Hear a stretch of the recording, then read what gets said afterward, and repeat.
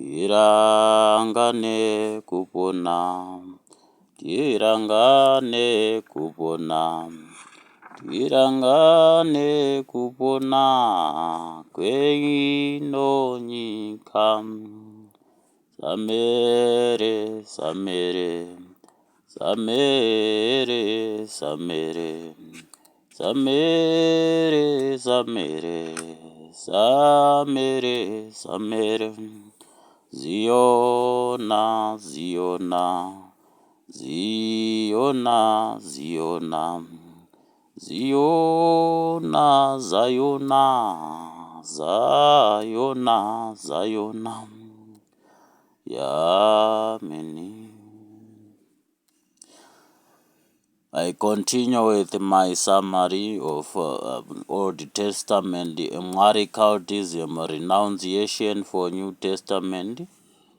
This was done by our full council of stakeholders, Zimbabwe stakeholders, 1931, with the Peter Masowe as our Johanic priesthood forerunner. After he was assigned to conduct that process, starting with the configuration, a Johanic configuration, followed by a Mosaic transfiguration, then finally a transformation, which we call cardinal transformation. That's why I'm going to be reading through my submission. After a renunciation of our Old Testament mitigation depicted in cardinal rituals, Zimbabwe is yet to fully realize its cardinal status, bordering on our traditional religion, as cardinally represented by behemoth, leviathan, leopard, and eagle of our animal priesthood we call totems from the Hera Sokomoyo cultism.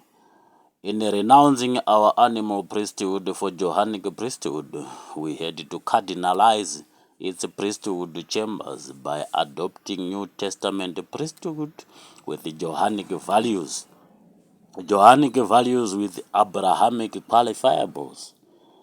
After disposing of our traditional parameters for imperial cultism, Zikwambo, it became increasingly necessary to embrace Johanic priesthood of New Testament and renounce our Old Testament parameters. By God's Abrahamic grace, the process of renouncing Old Testament for New Testament started around 1886 in response to a 1560 and 1650 call identified with the coming of Father Gonzalo das Rivera, our Jesuit, Catholic Jesuit, around 1560, and the Johanic forerunners of Anglicanism around 1650, after 100 years later. It should be known that Africa was born out of kingdoms, states, and countries. As such, Johanic priesthood presented itself as a total package befitting this Pan-African setup by triumvirates, the basis of Johane Masowe Mitumbi Mitatu riddles. The process of renunciation started at clansman level, with the firstborn sons Matangwe being summoned for renunciation in Daba.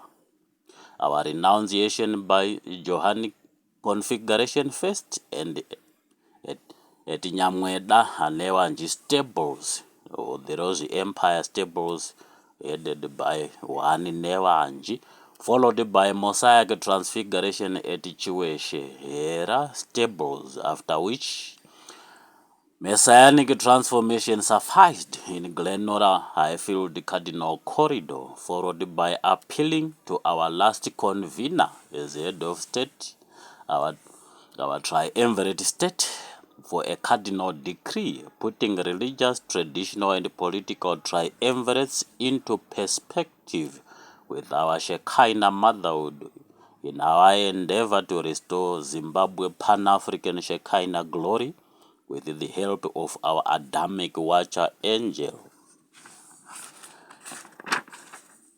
From our celestial stables, we were given cardinal timelines to achieve this total renunciation and adoption of New Testament in Zimbabwe, knowing that Zimbabwe is a kingdom, it is also a state and a country, and our cardinal issues must reach both apexes,